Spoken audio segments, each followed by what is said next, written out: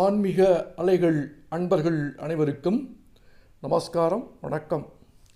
இன்றைக்கு அனுஷத்தின் அருமை என்ற தலைப்பிலே மகாபிரிவாயின் மகிமைகளை பார்த்து கொண்டு வருகிறோம். அந்த வரிசையிலே இன்றைக்கு நாம் மகாபிரிவா என்ன பண்ணார்னா, சதாரா அப்படின்னு ஒரு டிஸ்ட்ரிக்ட் இருக்குது மகாராஷ்டிராவில். சதாரா இப்போ நல்ல வெல் டெவலப்டு ஒரு டிஸ்ட்ரிக்டாக இருக்குது. மகாபிரிவா 1950 அந்த வருஷத்தில் 45 அந்த வருஷத்தில் சத்தாராக்கு அடிக்கடி போயிருக்கார். அங்கே இருக்கிற சிறிய சிறிய ஊர்களில் கிராமங்கள்லாம் தங்கியிருந்து அங்கெல்லாம் நிறைய மக்களுக்கெல்லாம் சேவை செய்திருக்கார். அந்த மராட்டிய மாநிலத்தில் சத்தாராங்கிற ஊரில் ஒரு சின்ன கிராமத்தில் ஒரு சமயம் அவருக்கு அங்கே முகாமிட்டிருந்தார். அந்த கிராமத்தில் எந்த ஒரு இடம், பெரிய இடமோ இதுமோ கிடையாது. அப்புறம் ஒரு மராட்டியர் ஃபேமிலி, அவள் மாடு இதெல்லாம் வச்சு வளர்த்துருந்தா. அவரோட சின்ன குடிசை மாதிரி ஒரு இடம், அந்த சின்ன குடிசையில் ஒரு இடம் தான் அவர் கிடச்சிது மகாபிரிவாக்கு அங்கே தங்கி இருக்கிறதுக்கு. அதுதான் அப்போது என்ன, அந்த காலத்தில் மகாபிரிவா அவருக்கு இப்படி தான் வேணும் அப்படி தான் வேணும் கிடையாது. அதான் குடில், நல்லா குடில்னா ரொம்ப சிறப்பு அவருக்கு பிடிக்கும். அந்த மாதிரி இந்த சின்ன குடிசை மாதிரி இந்த இடத்துல இருந்துட்டு அங்கேயே முகாமிட்டு அங்கே இருக்கிற மக்களுக்கெல்லாம் சேவை சாதித்து அவளுக்கெல்லாம் ஆசீர்வாதம்லாம் பண்ணி எல்லாம் பண்ணி மகாபிரிவாவுக்கு விருப்பம். அதே மாதிரி மகாபிரிவா அங்கே ஒரு ட்ரிப்பு முகாமிட்டிருக்க போது அந்த இடத்துல என்ன ஆச்சுன்னா, அவர் இருந்த இடத்துல தங்கியிருந்த அந்த சின்ன குடிசையில் ஒரு நாலாபுறமும் இந்த மூட்டை பூச்சிலாம் நிறைய இருந்தது.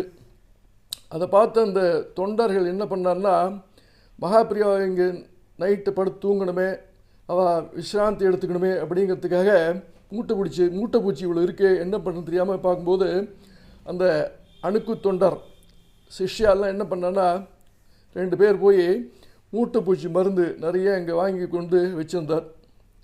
அப்படி இருக்கும்போது மகாபிரிவா என்ன பண்ணான்னா, மகாபிரிவாவுக்கு ஜீவகாரியம்னும் ரொம்ப முக்கியம்.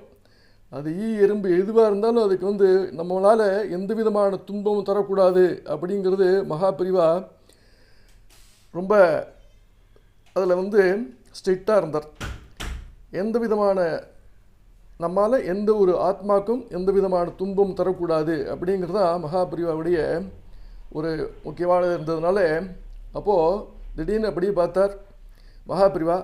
அந்த அணுக்கு தொண்டரை கூப்பிட்டு, என்னடா இது இன்னும் டப்பா வச்சுருக்கே, இதெல்லாம் என்ன அணுக்கு பிரிவா, இங்கே ஒரே மூட்டை பூச்சிலாம் நிறைய இருக்குது, உங்களுக்கு கடிக்குமே, எப்படி இது பண்ணுறதுங்கிறதுனால அதை மூட்டை பூச்சி மருந்து போடலான்ட்டு மூட்டை பூச்சி மருந்து வாங்கி வச்சுருக்கோம் அப்படின்னு அந்த அணுக்கு தொண்டருக்கு ஒன்று. நல்லா இருக்குடா மூட்டை பூச்சி மருந்து, அதுதான் அது இதாகிடுமே, அதை இறந்து போயிட்டுனா நமக்குன்னா அது பாவம் வச்சு, அதெல்லாம் தப்பு, அதெல்லாம் ஆத்மா இருக்குது திரும்ப நோக்க. நம்ம எல்லாம் அதுவும் இந்த பூலோகத்தில் இறைவனால் படைக்கப்பட்ட ஒரு ஜீவன், நம்ம அதுபடி இது பண்ணலாம். நமக்கு அது துன்பம் தருது, நம்ம அதை துன்புறுத்துறத மருந்தெல்லாம் போட்டு சாடிக்கிற அதெல்லாம் பண்ணக்கூடாது. அது மாதிரிலாம் அதெல்லாம் ஆத்மா இருக்குது, பரமாத்மா அதெல்லாம் படைச்சிருக்க, அது மாதிரி அதுவும் ஒரு ஜீவன் இருந்துட்டு போட்டுமே. நமக்கு இது இடம் கிடச்சதில்ல, அது அது அவத இடத்துல இருக்குது, நம்ம தான் அந்த இடத்துல நம்ம வந்திருக்கோம். திரும்ப இந்த குடிசையில் நம்ம தங்கறதுக்கு ஒரு கிடச்சிருக்கு. அந்த குடிசையில் ஏற்கனவே இருக்குது. இது எப்படி இருக்குன்னா, இதெல்லாம் பண்ணாது, முதல்ல இதெல்லாம் கொண்டு போய் தூரம் போடு, தூக்கி போடு, எல்லாம் வேண்டாம் அப்படின்னு சொன்னார். அப்புறம் அதே சொன்னார், நல்லா இருக்குடா, ஒண்டை வந்த பிடாரி ஊர் பிடாரியை விரட்டி தான், அந்த மாதிரி தான் இருக்குது நீங்கள் பண்ணுறது அப்படின்னு அந்த சிஷ்யாவில் பார்த்து அணுக்கு தொண்டரை பார்த்து மகாபிரிவா சொன்னான், முதல்ல அந்த மருந்து டப்பாலாம் தூக்கி போடு, அது மாட்டில் அது இருந்துட்டு போகிறது நல்லா இருக்கே, நாம் அது இருக்கிறது நம்ம வந்திருக்கோம், அவள் இருக்கல நம்ம வரல, தெரிஞ்சுதா, அவள் இருக்க அந்த மகட்ட பூச்செல்லாம் இருக்குன்னா அது அங்கே வாழ்ந்துட்டு இருக்கு ரொம்ப வருஷம், நம்ம அங்கே வந்திருக்கோம், நம்ம போய் அதை விரட்டுறாது நல்லா இருக்கே. இது எப்படி இருக்குன்னா, ஒண்டை வந்த பிடாரி, நம்ம இங்கே ஒண்டை இருக்கோம், ஒரு வாரமோ 10 நாளோ இருந்துட்டு போகிறோம், அதுக்குள்ளார இன்னொரு இடம் மாற்றி போகிறோம், அதுக்குள்ளார இந்த மூட்டை பூச்சியெல்லாம் போய் சாகடிக்கிறது ரொம்ப தப்பாச்சு, அதெல்லாம் மகா பாவம், அதெல்லாம் பண்ணக்கூடாது, முதல்ல இந்த மருந்து டப்பாவெல்லாம் அதெல்லாம் போட்டு தூரம் தூக்கி போடு அப்படின்னு அணுக்கு தொண்டர் சொன்னால், ஒன்று ஆவாலும் சரின்னு பெரியவா சொன்னதை கேட்டுட்டு அப்புறம் பெரியவா எப்படி இருந்தாலும் என்ன மாதிரி இருந்தாலும் மூட்டை பூச்சியோ இதுவோ எது இருந்தாலும் அது சகிச்சுன்றபடி இருப்பாள். அதுகளை எந்த விதமான துன்பம் தரமாட்டா. இதே மாதிரி நிறைய நிகழ்ச்சிகள் நடந்திருக்கு பெரியவா இதில். ஒன்றுனா பார்க்கலாம். நம்ம மறக்காமல் நீங்கள் வந்து நம்முடைய ஆன்மீக அலைகள் சேனலில் இந்த அனுஷத்தின் அருமை என்றது போட்டுக்கொண்டே இருக்கோம். மறக்காமல் நீங்கள் வந்து நம்ம சேனலில் ஷேர் பண்ணுங்க, லைக் பண்ணுங்க, அப்புறம் வந்து சப்ஸ்கிரைப் பண்ணுங்க. அப்போ தான் வந்து லைவாக நான் வர முடியும். லைவாக உங்களுக்கு வந்து நிறைய வீடியோ கொடுக்கக்கூடிய மகாபிரியாவுடைய அருமைகளையும் பெருமைகளையும். நம்முடைய தலைப்பு வந்து அனுஷத்தின் அருமை.